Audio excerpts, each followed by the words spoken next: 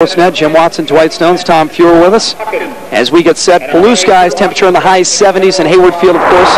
Well, Tom called it the Carnegie Hall, and here's why. 14,200, originally a football stadium back in 1919, but only for a couple of years. 8 NCAA track and field championships have been right here, and they'll do it again in 2001. Here's your scoring. We score all the way through, 1st through 8th, 10 points for first place. So every place is important. You can't stop running until you hit the tape, right? No question about it. Those 8th and 7th places can make a lot of difference in the team score.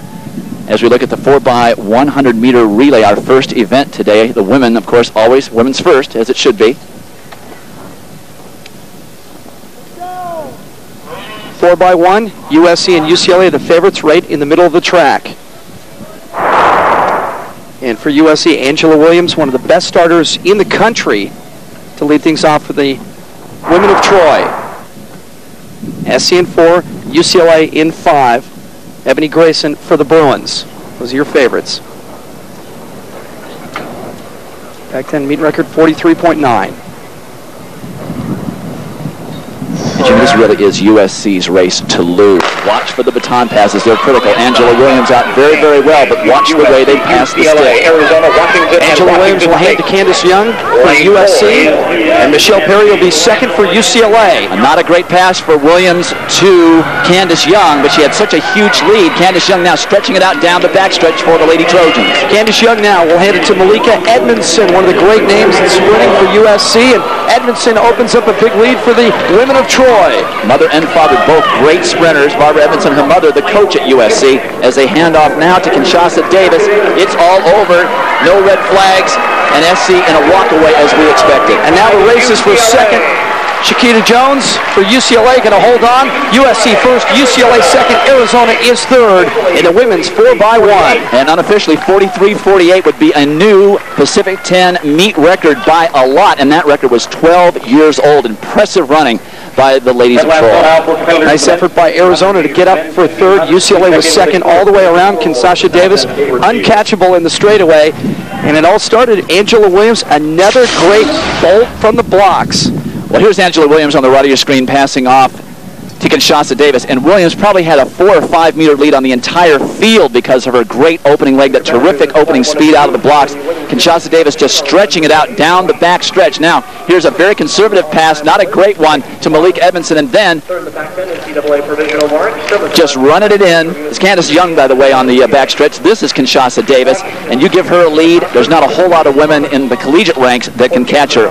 Unofficially, a meet record for the ladies of Troy, 43.47. That's an old record that they broke, Jim. Angela Williams, Candace Young, Malika Edmondson, and Kinshasa Davis for USC, and they will all be back later on, especially Angela Williams in that 100, the defending NCAA champion at 100 meters. Women's long jump earlier today. Freshman Tiffany Green, she was sensational as a prep in Georgia, the 5th furthest ever in history, but this is the big story. Keon Soley of UCLA had already a rep from the UCLA-USC dual meet on her left leg, but she hyperextends the right knee jumping. She had no mark. And then second place from Washington State, Agneta Rosenblad of Sweden. So the Arizona State freshman wins the long jump title. Rosenblad, the Swede from Washington State, is second. Brianna Glenn of Arizona comes up third. Tough break for UCLA. So maybe our first mild surprise of the day, a freshman winning the women's long jump. Now on the track, the men's 4x1, and the favorites are the same, USC, the defending champions in this event, but no Sutan McCullough.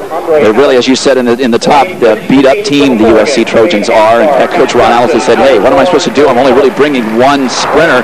As you take a look at how they will line up with USC in 5. Arizona State, in my opinion, Jimmy, really the team to watch. These guys are just rounding into shape beautifully. Dwight Phillips, as well as Marcus Brunson, who will run the anchor, just looking great in the prelims of the 100 yesterday. Dwight Phillips leads things off with the Sun Devils, and yeah, they are a very impressive team for USC. Miguel Fletcher, and there's a lot of football players on the USC track team. Fletcher, one of those. Also, Daryl Rodeau will run the third leg for USC, a cornerback, and might even start this year for the Trojans. UCLA, the meet record back in 1988. Dwight Phillips and ASU ready maybe for a breakout? Certainly looks good in the 100-meter trials yesterday, but the guy who looked best is Jawarren Hooker from Washington. Didn't even look like he was running, but this guy looked extremely impressive in his heat. If he can get out of the blocks well and get his team a lead, they pass the stick cleanly. they could probably beat USC because USC just doesn't have the horses here at the Pac-10. And it would be payback for last year. USC won it in 39-46. Arizona State was second last year, 39-98. Cal was third. Speaking of Jawan Hooker, he will lead off for the Huskies.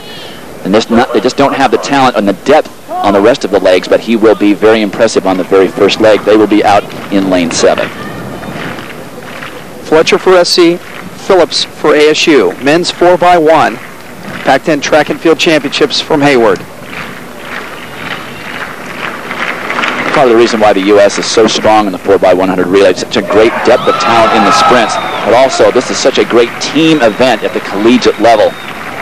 TCU's national record, only a little over half a second over the world record. So we get some impressive sprinters together at the collegiate level who learn how to pass that stick, run different legs on the relay. Sometimes they run the longest leg, which is the backstretch leg.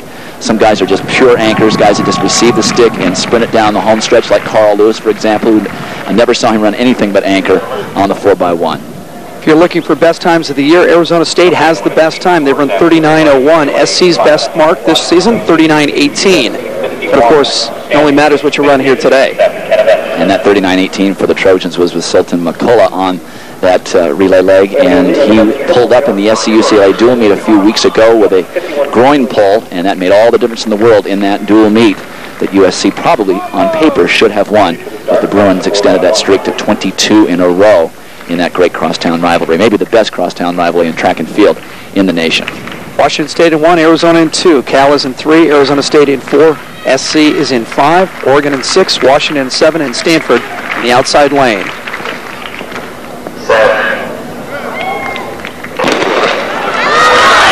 Good job by Miguel Fletcher of USC, but here comes Dwight Phillips of Arizona State, already closing the stagger on the corner. And Jawan Hooker way out in front, making up the stagger in lane 8, and a good, clean pass for both Arizona State and Washington.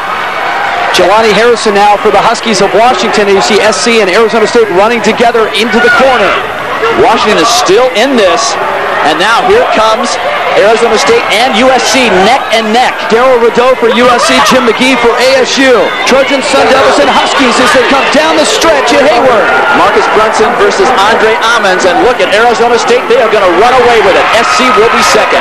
Arizona State, USC, and Washington holds on for third. A nice effort by the Huskies.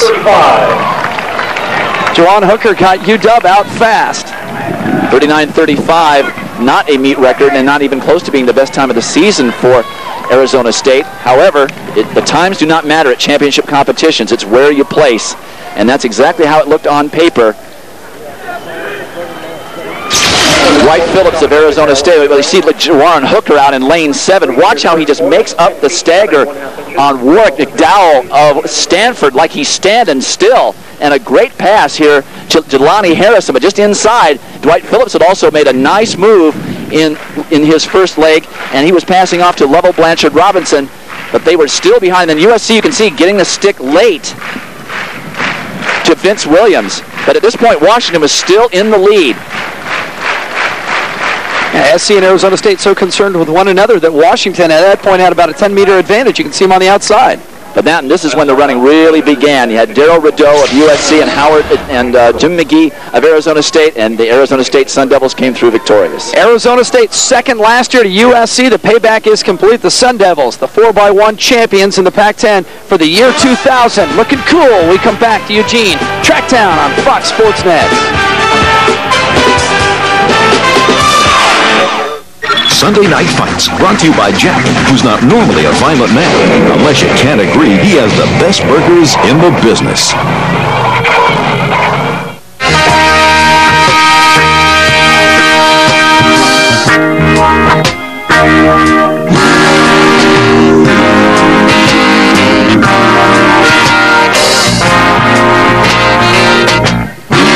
Of UCLA had actually beaten her right at the tape. They got the same time, 13.20, and they're right next to each other in lane 4 and 5 today at the Pac-10 Championships. You know, I have that race on tape. I've looked at it 4 or 5 times. I still can't figure it out. We'll have to settle it here. Perry and Danvers right in the middle of things. Miriam Shumba from USC. Agneta Rosenblatt from Washington State in the middle of the track. Don't forget about Randy Smith, also from Wazoo, in lane 7. Pac-10 meet, Gail Devers, UCLA, 88, 12.61. The stiff NCAA qualifying standard, 13.10. Nobody in the conference has that with a legal win. So this is an important race. The wind has been down all day. So the way Danvers looked yesterday, very possible she could get that NCAA automatic qualifier and go under 13.10. Danvers also, of course, we'll see later in the 400 intermediate hurdle. She's a two-time defending champion at the Pac-10 in that particular race. Second in both 98 and 99 in the short hurdle race. Michelle Perry, the defending champion, of course, 13:37 last year. In the race back in Los Angeles, these two got right in rhythm with each other, stride for stride over the last 3 hurdles. And that happens in this event, something you don't want to have happen. Natasha Danvers, being from an excellent hurdling background, when you can run the 400 hurdles as well as she does, all she has to do is do speed work in the 100, get the technique down, and be quick between the hurdles. That's what Michelle Perry has. It should be very, very close. Perry ran 13:15 in the prelims.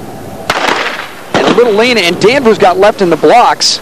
Well, she flinched at the top in the set position, and the starter may determine. You know, in the collegiate ranks, there are no false starts. You false start and you are DQ'd from the race, and that would be huge for USC, because all she would have to do is just finish the race and get 1 point for 8th, but she is a favorite to win the race. We'll have to see what the starter decides that they're going to do. Let's watch her flinch there. You see how she started to move forward. There's a very good chance that they will remove Natasha Danvers for a false start. She's looking straight ahead. She does not want to look at them. Yeah, she snuck a couple of peeks out of the corner of her eye, but she knows any news is going to be bad news right now, so they'll confer and talk about it. Michelle Perry trying to stay focused. Saw that happen a few years ago to Otto Bolden, the great UCLA sprinter at the NCAA championships. In the semifinals, he false started, and that put paid to the hopes of UCLA's men trying to win the team title in that particular race. They've not taken her out of the race, and she's got a long season ahead of her. She's from Britain, expects to be making the British Olympic team to go down to Sydney. Long season for those athletes who will end up in the Olympic Games. The U.S. trials are in the middle of July in Sacramento, but they have decided that no false start will be charged. Good call. I think it is. You hate to see something like that happen on a close call. Perry in 4, Danvers in 5. And more movement. And sometimes you really can't tell if it's a starting situation. The gun may not have fired. The timing device may have not been ready. That certainly didn't look like an athlete that had jumped, and they're not even going over to the athletes to discuss that. But this is just, it just racks your nerves. It's a sprint race. Getting out quickly is very important. The wind seems to be well down right now, so some of these taller athletes like Danvers don't have to worry about being pushed into the next set of hurdles when you've got too much wind. And it appears as though there was just a gun that did not fire, or the timing device was not ready. You build up exactly to time it for the start. This is the 3rd time they're going to have to crank it up again. And when you're running multiple events, which Natasha Danvers is doing here, as is Michelle Perry, that just takes it out of your legs to be in that position, your legs contracted, ready for that one moment that you hear that sound and firing out. It takes a lot out of your legs. One more time, they fold up into the blocks.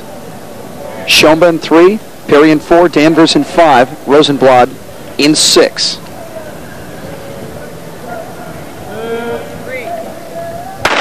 Clean start this time. It looked like Michelle Perry got the best of it. Perry with Danvers already in her wake. It's Perry and Danvers trying to rally late. Not going to get there, not enough time. Michelle Perry, UCLA, going to win this one. Natasha Danvers, USC, is 2nd. And Miriam Shamba came up for 3rd, so it's 14 points for the ladies of Troy in this race, but certainly not as close as the race we saw a few weeks ago down at UCLA's Drake Stadium. Michelle Perry defending her title, 2-time Pac-10 champion, and as you said, Jim, Michelle Perry definitely got the better start. She goes over the first hurdle just about even, but then starts to pull away at hurdles 2, 3, and 4. Danvers is pressing and unable to catch her. Shamba in 3 is doing a good job maintaining that 3rd place finish for the ladies of Troy, but Michelle Perry winning easily, unofficially 13.02, which would be an NCAA automatic qualifier. And Perry looking very, very focused here. Gets a little bit turned there on the 6th hurdle. Danvers pressing hard, just cannot catch her. And Perry, for the 2nd year in a row, comes away as the conference champ. 2-time defending champion now. Michelle Perry staying by with Tom Fuhrer. Michelle, 13:03 with a pretty nice sizable gust of wind that came just before the race and some distractions at the start. Did any of that affect you or bother you? No, it didn't bother me because I know anything can happen at the start. I just had to maintain my focus and execute like I was told to. Next up, NCAAs. How do you think your chances are? I think I have pretty good chances because on any given day anybody can perform and I just got to be ready. Well, congratulations. Another Pac-10 victory, your second, and back up to the booth. Thank you very much. Congratulations to Michelle Perry. Thanks very much, Tom Fuhr, two-time defending champion in the women's 100 hurdles. Women's hammer earlier looking for a two-time defending champion dash, and standing in the middle of the track is your current NCAA champion, Angela Williams from USC. But this field is loaded. Take a look at your lane assignments. Chantel Holman from California in 1, Candace Young in 2. She was 3rd in this event. Brianna Glenn from Arizona, 7th here last year, then Williams. And Shakita Jones from UCLA in 5. Kansasha Davis running the 100 here, and she's really a 200 and a 400 runner. Wilsa Charles and Sharika Higgins from Washington State on the outside. Gail Devers, the meet record. And there is Angela Williams. And Dwight, I've seen Angela Williams run probably 12 or 14 times, high school and college. I have never seen her get anything less than a fantastic start. She is an incredible starter. We saw that earlier in the 4x100 relay where she made up the stagger on pretty much everyone in the race. And she looked so easy yesterday in the semifinal, just cruising 11:37, and watched an awful lot of other good women's sprinters work hard and not even run that fast. It's all in the start for Angela Williams. She's the defending Pac-10 and NCAA champion. Williams 11:04. And once again, Williams is out there, but look how long she stays down. Angela Williams usually takes the drama out of her races early on. Shakita Jones in her wake, not going to get there. Look at Angela Williams embarrassing a really good field. Unofficially 11:01. We'd have to take a look and see what the wind is like, but if that holds up, that will be a new Pac-10 meet record, beating the great double Olympic champion Gail Devers of UCLA's record from back in 1988. And it's all in the start, as you said, Jim, in the middle of the track. Angela Williams stays down. Of course, she's down there anyway. She's not a tall woman anyway, and she just gets in great running position early. She has the extra experience of having run at the World Junior level. She's the NCAA champion. On her right, our left, Shakita Jones did a nice job to get second, but look at this rocket start out of the sensational sophomore from USC. Angela Williams certainly appears to be rounding into shape nicely to peak at the NCAA meet and then has time to come back and get ready for the Olympic trials. This woman could be on the U.S. Olympic team this summer. So consistent, so fast, so good. Tom Fuhr standing by with Angela Williams. Angela, 2.17 on the wind gauge, but 11:01. That's a tremendous performance. We were talking a little bit how you've been playing possum this season. You finally are coming out now, right? I'm finally coming out this time. Getting closer and closer to trials when I got a bloom. And so trying to make my mark, get up in there with the big girls. You know, you are like, we were talking, a female Mel Pender. I've never really seen somebody start as fast as you. Do you really think that's the most crucial key to your success? And that's the key to my success. It's always been my best part of my race. So the main reason why I love to run the 100. And as long as I key in on my start and I start to perfect my ending, I'll have much success when it comes down to the trials. Well, you got 2 wins today. You still got the 200 coming up. Congratulations. Well done, and we'll see you later this summer, okay? Thank you very much. Back up to you. Angela Williams, the Pac-10 champion, to go along with an NCAA championship, 11:01, but wind over 2 miles. Earlier in the Pac-10 championships, the men's steeplechase came down to Arizona State. Jeremy Lyon, second in 1999, leading in the middle of the race, but the freshman, the redshirt freshman from Arizona, Jeremy Rasmussen, who was all galaxy in Arizona when he was in high school, wins it. And Jeremy Lyon second. Mason Moore of UCLA with some important points for the Bruins. Keep in mind they're scoring all the way through down to 8th place. Always one of the marquee events in any big meet, the men's 100 meters, and this one is loaded from curb to curb. We'll set the lane assignments for you. Jim McGee, Arizona State in lane 1. Then Damian Allen from UCLA, who was 3rd last year. Marcus Brunson from Arizona State in lane 3. Our first look at Jawan Hooker from Washington. And this kid can move. Dwight Phillips right with him in lane 5. Henry Anson, Washington State in 6. Joe Rodeau, the football player. And Brian Harrison from UCLA, who was 2nd last year in the 100 final.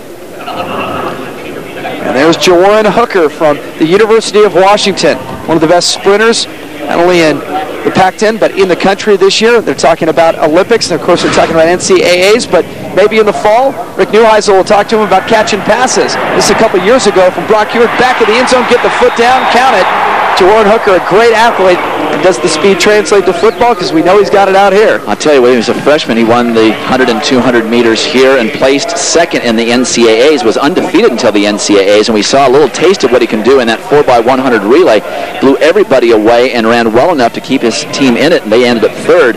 But he is leading the conference in the 100, the 200, and the 400. He ran 44.91 just a couple weeks ago. Lee Evans, the legendary 400-meter Olympic champion from San Jose State Speed City, is his coach. Otto Bolden, the Olympic bronze medalist in the 100 and 200 meters for Trinidad, formerly of UCLA, is the NCAA record holder in the 100. Also holds the meet record when he was here in 1996, and you see the NCAA qualifying.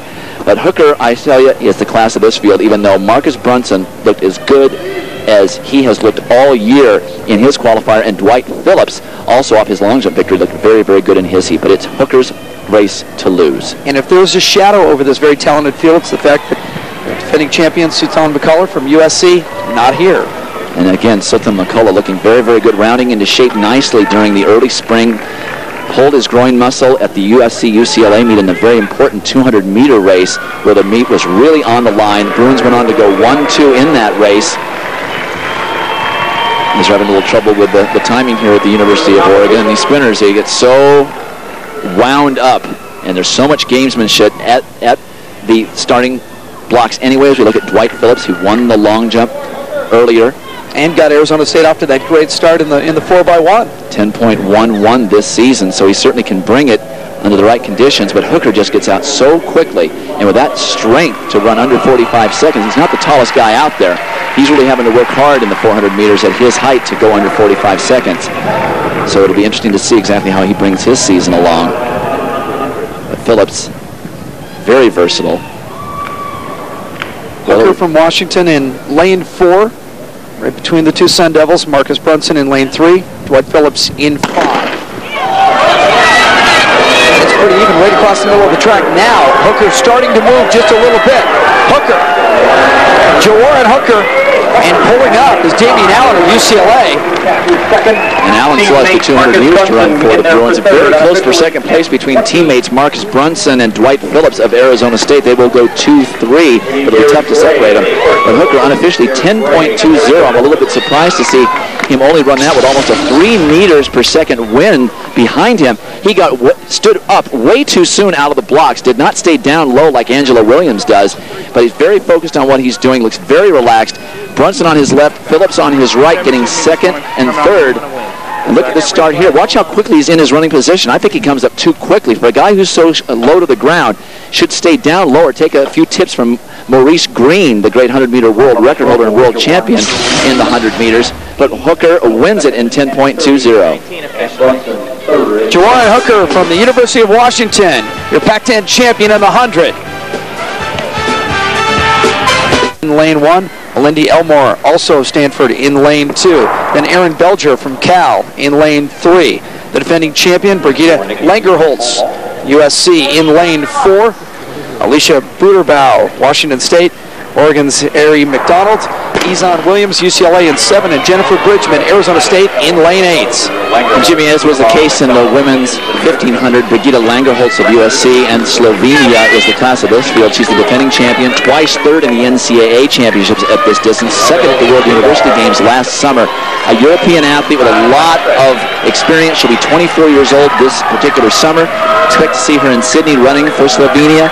And she's just going to take this thing out, and appears as though she wants to win it wire to wire. And Dwight, she went out in 29 seconds for the first 200, not unlike what we saw at the UCLA-USC meet. She wants to put the field away early.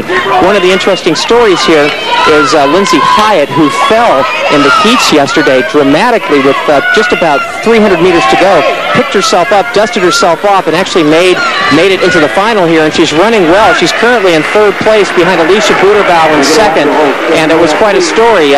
And now here comes Langerholtz through the first 400 in 58.69, so she is really running well. Tom, that was a great story with Lindsay Hyatt, because it looked like she had no chance in a great rally to get 4th in that heat.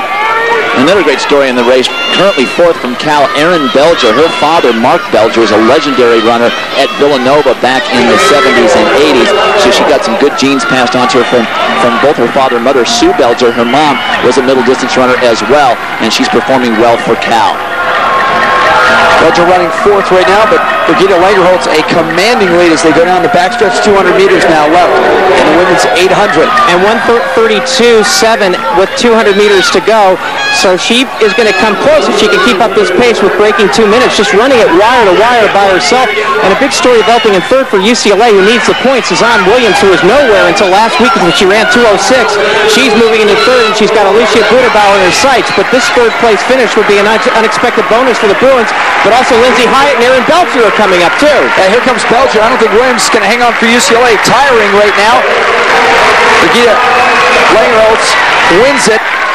Budabauer is second, and it looks like Erin Belcher got up for third for Cal. I got to tell you, that was a courageous move by Hassan Williams, but she apparently just made the move too late or expended too much energy in doing it. Looked like she was going to maybe challenge for second, and then just blew up in the straightaway, ended up fifth. Those points will be important for her, but Brigitte Langerholtz, as we expected, winning it wire to wire, looking very, very strong. A veteran runner, internationalist, who we will expect to see in Sydney in September, wins it easily, 2:03.84 unofficially. The race for second was very, very tight. Erin Belger ends up for third, and Williams was fifth. Brigitte Langerholtz, defending champion, and now back-to-back champion in the Pac-10, standing by with Tom Fuhr. Brigitte, are you looking forward to getting some competition finally? You've been doing a lot of these wire-to-wire races this year.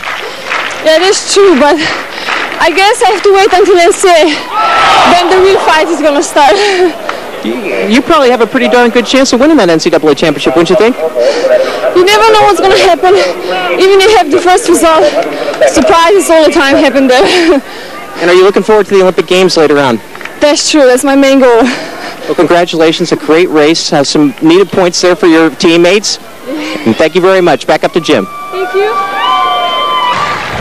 Earlier today, women's triple jump. Deanna Simmons of UCLA getting 6 big points, important points for UCLA. Cecile Klinkenberg from Washington State, using no arms at all, jumps far enough for second. But this is the winner, the freshman, the 22-year-old freshman from Ukraine, Tatiana Obunkova of USC. Very, very strong.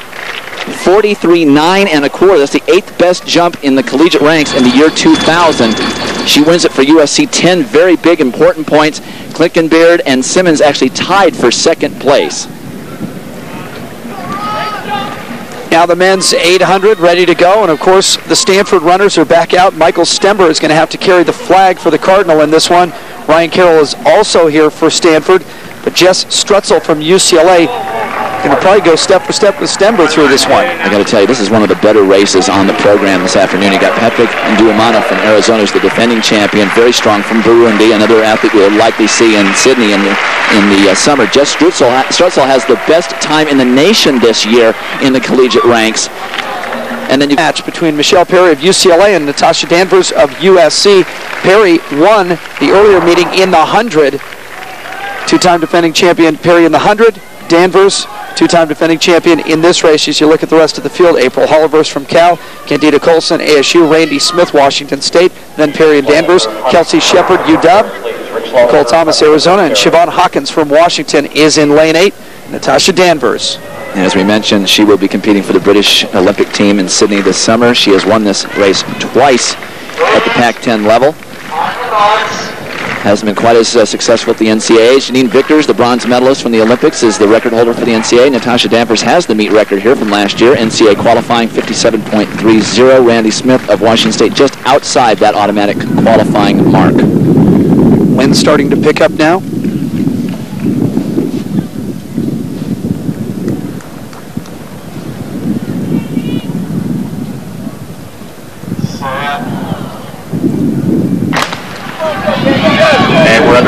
Perry has an advantage in that she gets to watch Danvers run, but I expect Danvers to really take it out and just put the race away as early as she possibly can.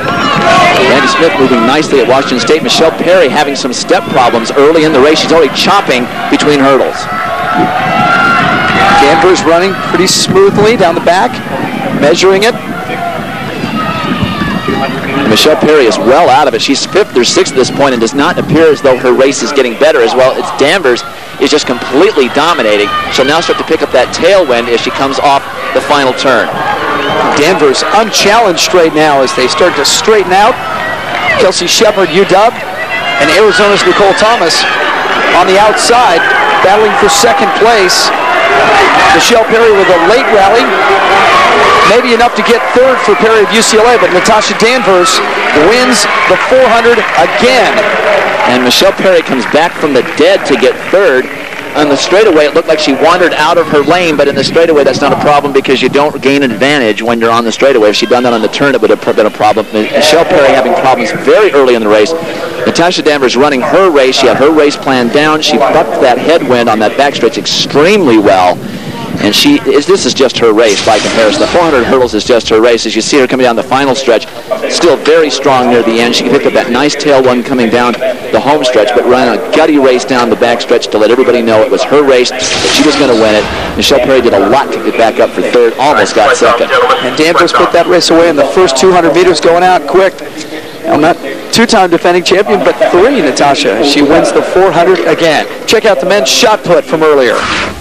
Men's shot in Waltz of Washington State, just missing 60 feet in the shot, 59.4 3/4 for the senior. Then Van Mounts of USC spinning, just a sophomore.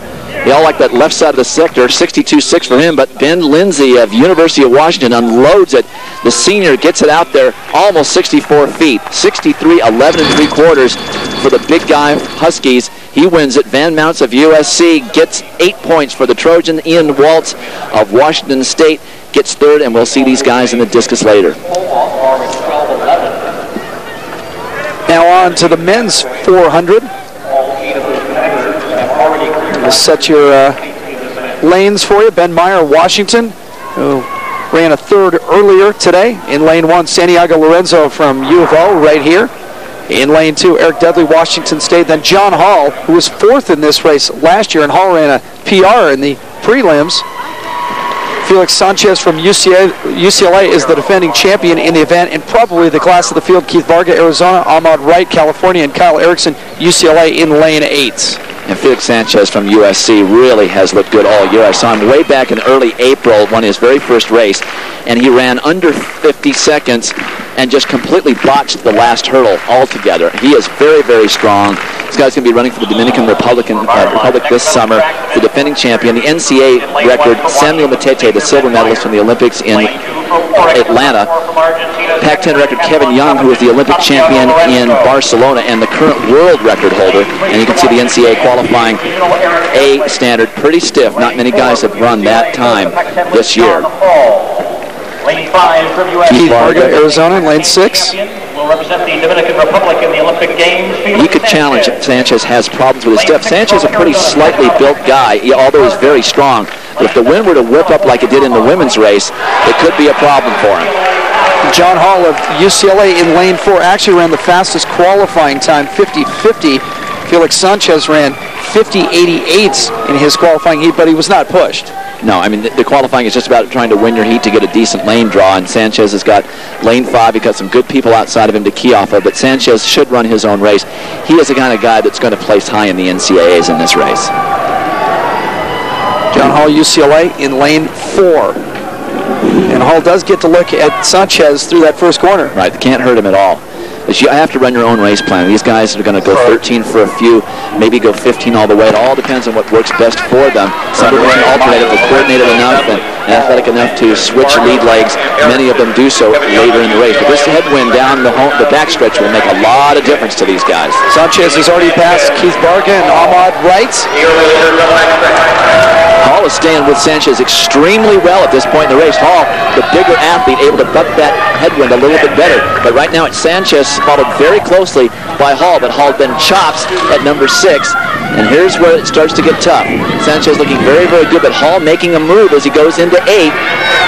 Sanchez with Hall close behind. That's 1-2, and it should finish that way. John Hall trying to run down Felix Sanchez, but he's not going to get there. John Hall's going to finish second. Felix Sanchez is going to win going away the men's 400 hurdles. And a race for third. And it looked like Lorenzo Santiago was just out-leaned at the tape by Eric Dudley of Washington State. Unofficially 49.27, an excellent run for Felix Sanchez. Really had to work hard down that backstretch because of the headwind that was hitting him. Had a little trouble with the 8 hurdle, chopped it a little bit, but came on strong, finished strong. Felix Sanchez, the defending champion, backs it up as he wires the field in the men's 400 hurdles.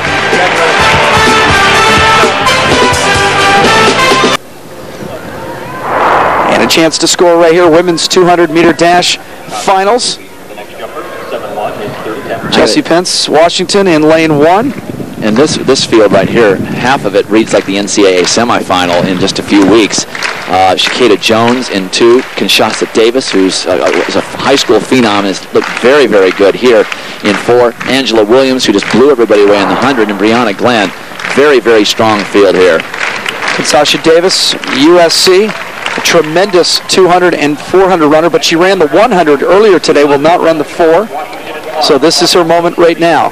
Has Angela Williams just outside her in lane 5. Angela Williams already won the 100. See the Pac-10 meet record, Gail Devers back in 1987. How many marks does Gail Devers own? I got to tell you, she's an incredible athlete. Between her 100-meter gold medals and her outstanding runs in the hurdles, where she's won the world championships twice in the hurdles, she's one heck of a great athlete, as well as a heptathlete when she was at UCLA. Brianna Glenn, Arizona in lane 6, has a chance to steal this thing. Davis and Williams would be running right behind her, just to her inside. And the great thing for Kinshasa Davis here is that Angela Williams is going to get out. You know that. She can run the turn well with that great sprint speed. We saw her in the 4x1. Davis can just slipstream right in behind her and then slingshot off the turn. Davis in 4, Williams in 5, Brianna Glenn, Arizona in 6.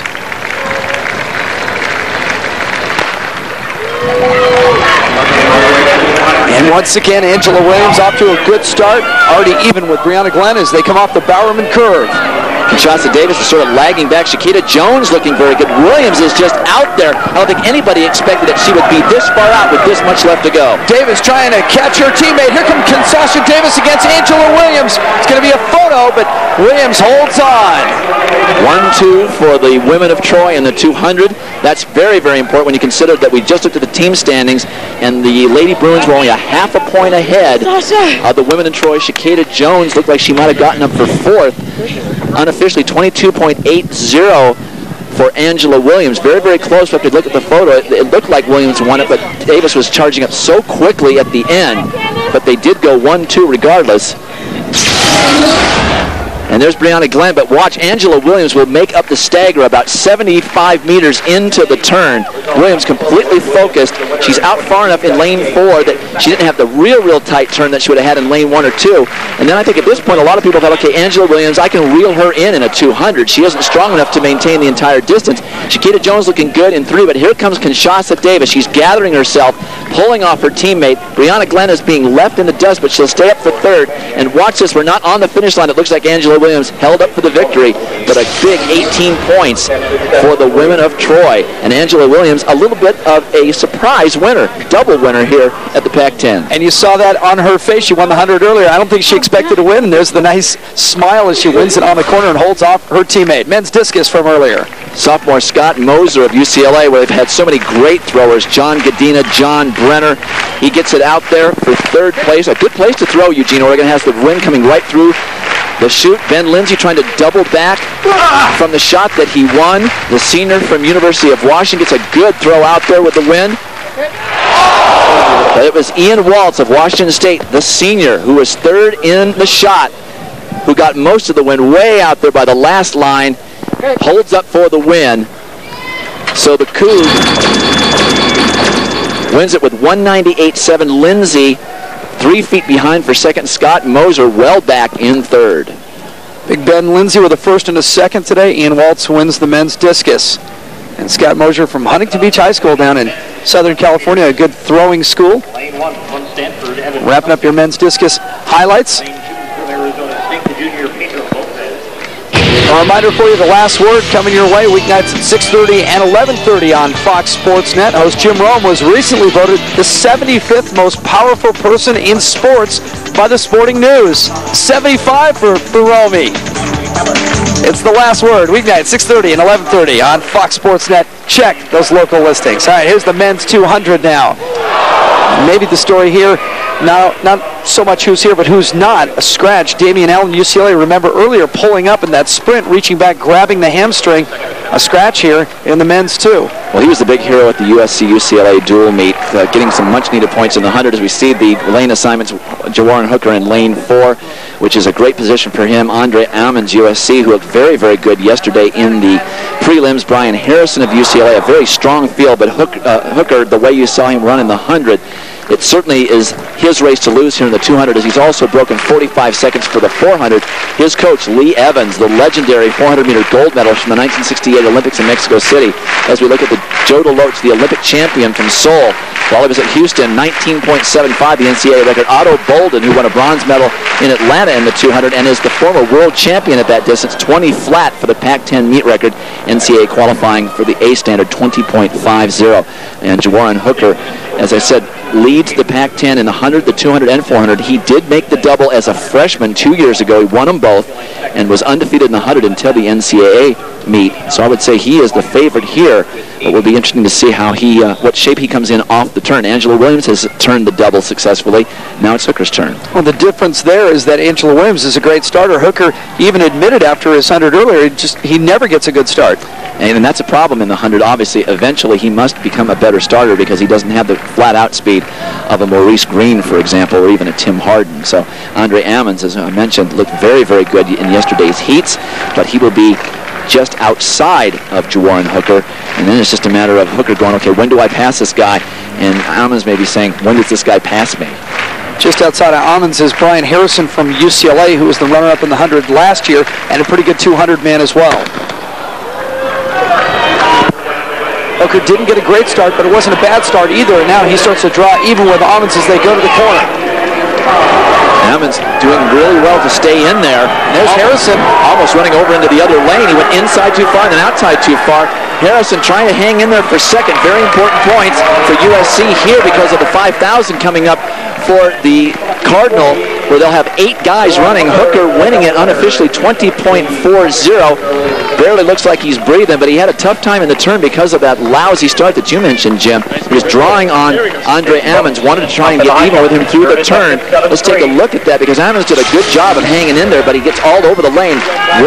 Jawarin Hooker on your right, Andre Ammons on your left. You can see here as they're coming through the turn. Hooker 1,000 wins the 5,000. Aaron Sullivan is second. Once again, Stanford runners right at the top. Sally Glenn is third. A reminder for you, Going Deep with Chris Myers, a show that the hosts and the critics call the 60 Minutes of Sports Television, Sunday, 7 o'clock on Fox Sports Net. It's Going Deep with Chris Myers. Check your local listings.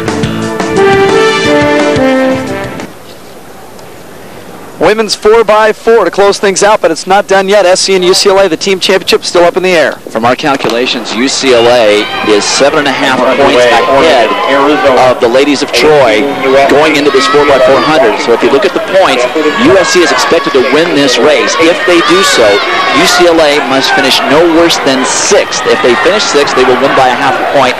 Obviously, if they finish higher than that, they will win by more points. If they finish 7th or drop the baton or are disqualified, USC will win the team title right down to the final event. So the Bruins want to run, but they want to be careful. They want to take care of the baton. They want to stay in their lane, make no mistakes. No mistakes is the most important thing, but both teams have had ladies on it who have run a lot of events in this meet. Natasha Danvers is going to be in her 4th event. Michelle Perry has been in 3 events already. These ladies are very much beat up, and they want to try and run conservatively. Plus, they got the NCAAs just around the corner. Kumi Ugunleye for UCLA, the opening leg. Anthony Zahn Williams. And for SC, Danvers to Malika Edmondson. Danvers ran 53.7 on her opening leg, so that was a good first leg for Danvers. A surprise with Kumi Ugunleye running so well for the Bruins. Now, UCLA is in very good position right now, second behind USC. Looks like Arizona State trying to make a move, also University of Washington. UCLA just needs to stay in contact, not allow themselves to drop the baton or have the baton knocked out of their hands, and not do anything like run on inside the curb or impede anybody's motion like USC just did there. We'll have to see if there's a flag there. That might not have been flagrant enough for the flag. USC, University of Washington, UCLA at this point. And this pretty much clinches the team title for the Bruins unless a disaster hits. Williams has run a terrific leg for UCLA and kept him right here, very close to USC. Little contact between Izan Williams for UCLA and Chelsea Pence from Washington. In fact, Pence got knocked around a little bit by both SC and UCLA. 54-2 for Malika Edmondson, now handing off to Kinshasa Davis, who we earlier saw in the 100 and 200. And for UCLA, we have Shakita Jones, who has run 3 races, the 4x1, the 100 and the 200, and is not known as a 400-meter runner. And Kelsey Shepard making it interesting for the University of Washington, going into the lead in front of Kinshasa Davis. And Shakita Jones right there behind Kinshasa Davis. And again, it would have to be a total disaster or some kind of disqualification for UCLA not to finish up high enough to clinch the title for the 4th consecutive year. And Kinshasa Davis would probably come pretty hard down this home stretch. He did it last year in leading USC to a victory here. But the real surprise is how well Shakita Jones is running her leg of this relay. Shakita Jones is right with Kinshasa Davis. Davis looks to be tiring just a little bit in stretch, and they're going to be almost even as they go to the anchors.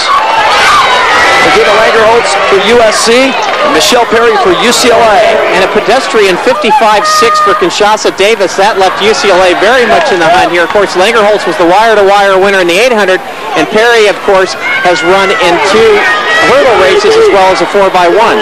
That's a problem when you're trying to spread your talent so thin. Kinshasa Davis also running a lot of races this particular weekend, as we now see Michelle Perry taking over the lead from Brigitte Langerholtz. Now it's just a matter of Brigitte Langerholtz just biding her time, trying to get up on Perry's shoulder and sprint her down this final stretch. I don't imagine it'll be too much difficulty for Langerholtz because she can really turn it on. Well, the Pac-10 Women's Championship will stay in Westwood. Now it's just about bragging rights. Brigitte Langerholtz for USC. Slingshots off the Bowerman curve. The Trojans will win the race. The Bruins will win the Pac-10 Championship. By our calculations, the Lady Bruins will win that title by 5.5 points. So all those points in the women's pole vault, 1, 2, 3, very, very key. No points in the 5,000 for the Lady Bruins. It came right down to the final event. Brigitte Langerholtz, as Tom said, wire to wire in the 800. She's getting ready for nationals and later on the Sydney Olympics, and she just goes up on Perry's shoulder. Less than 100 meters to go. Slingshots off that final curve. Keeps her eyes in focus. Perry starting to struggle badly. Langerholtz just lifting down this final home stretch. Very impressive performance. A very smartly run race.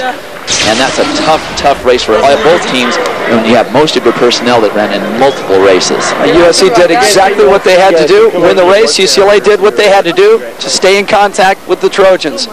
So UCLA, for the 4th year in a row, will be the Pac-10 Women's Champion. Break up the Bruins. Blue Torch Rush Hour brought to you by Jack, who would like to make it clear that it's perfectly all right to fill up on jumbo jets within a half hour of participating in water sports. Merhabalar. Yapılmakta olan ulusal dalgıçlık olimpiyatları için güzel şehrimiz Diyarbakır'a hoş geldiniz. Evet, yarışmacımız Yaşar yürüyor. Yaşar hazırlanıyor. Mükemmel bir atlayış. Atladı. Çok güzel bir atlayış. Herkes şaşkın. Atlayıştı. Evet, omuz ve baş sallama. Evet, ve Yaşar görünüyor. Fitness isn't just about looking good. It's also about staying strong and staying active. That's exactly why you need a Bowflex. You can work out anytime you want. You can reshape your body by building muscle and burning calories. It doesn't matter if you're a man or a woman. It doesn't matter how old you are. Because with more than 60 different exercises and 10 simple training routines, Bowflex can deliver the kind of workout you need to get the results you really want. You can lose weight. You can be stronger. You can build muscle. And you can do it with the Bowflex. It's quick, easy, convenient, and takes as little as 20 minutes a day because Bowflex incorporates both strength and aerobic exercise. Bowflex even folds up to save space. Visit us on the internet at www.bowflexdirect.com. For a free video and brochure, call right now.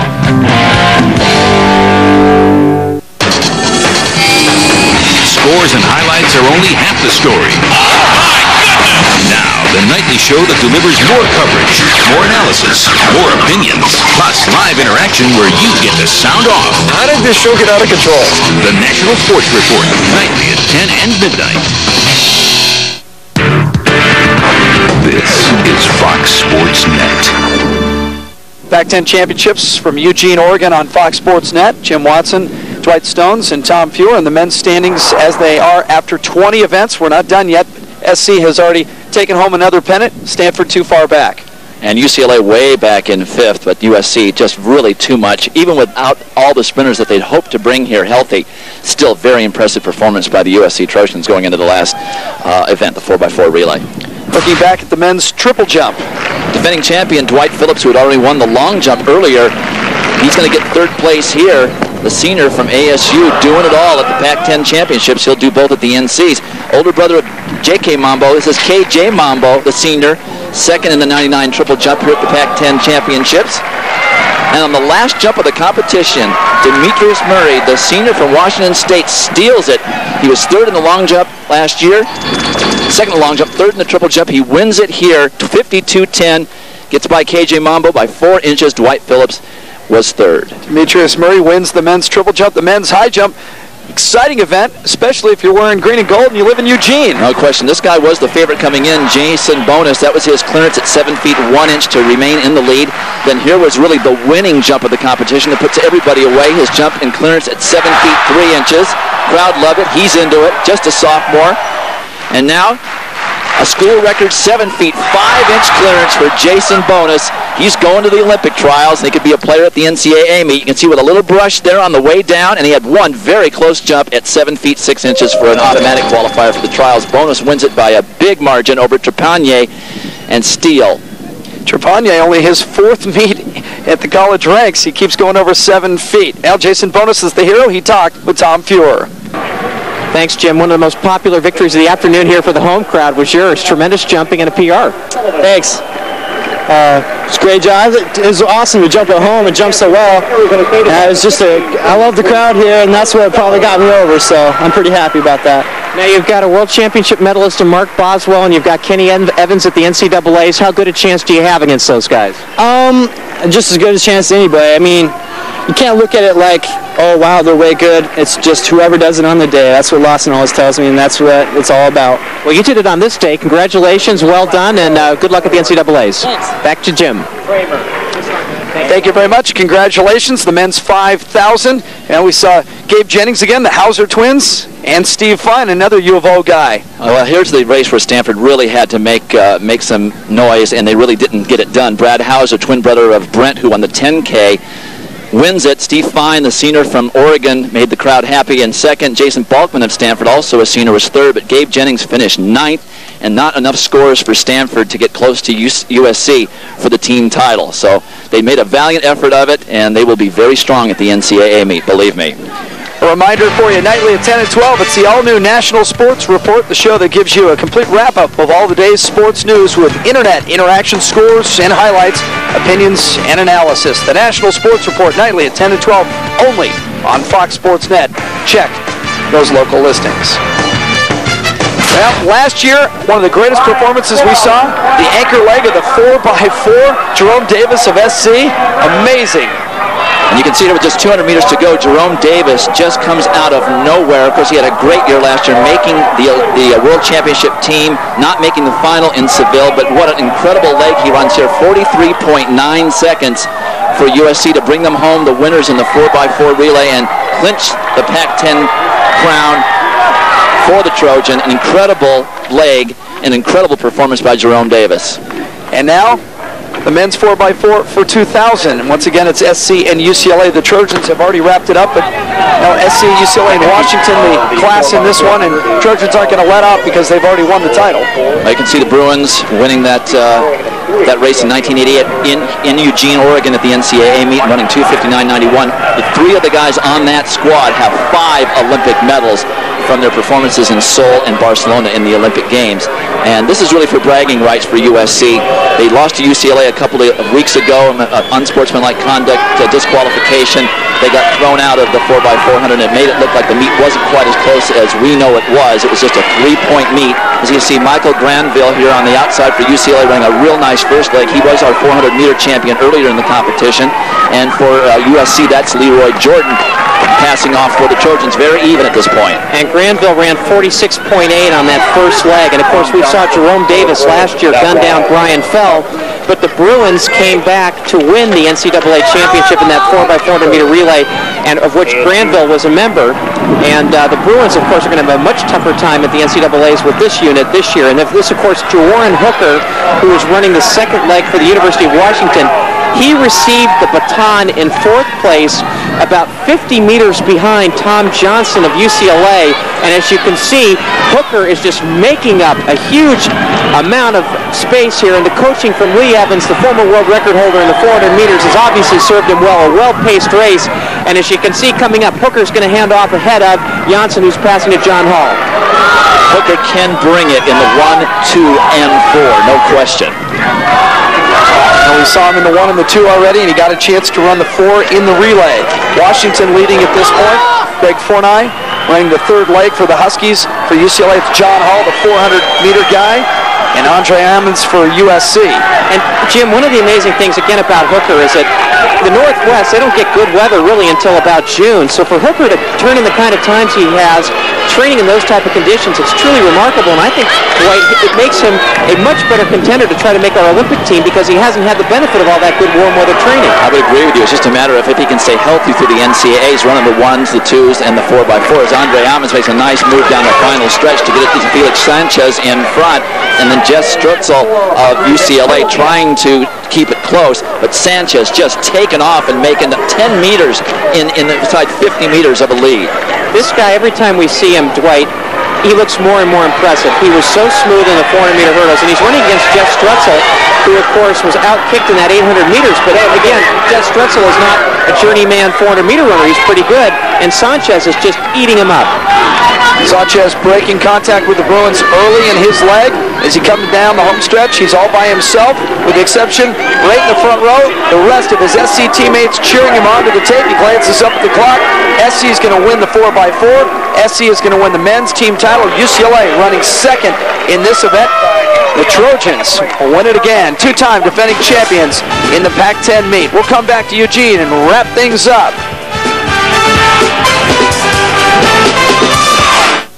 No harness, Swabbies. Siberia's still half an ocean away.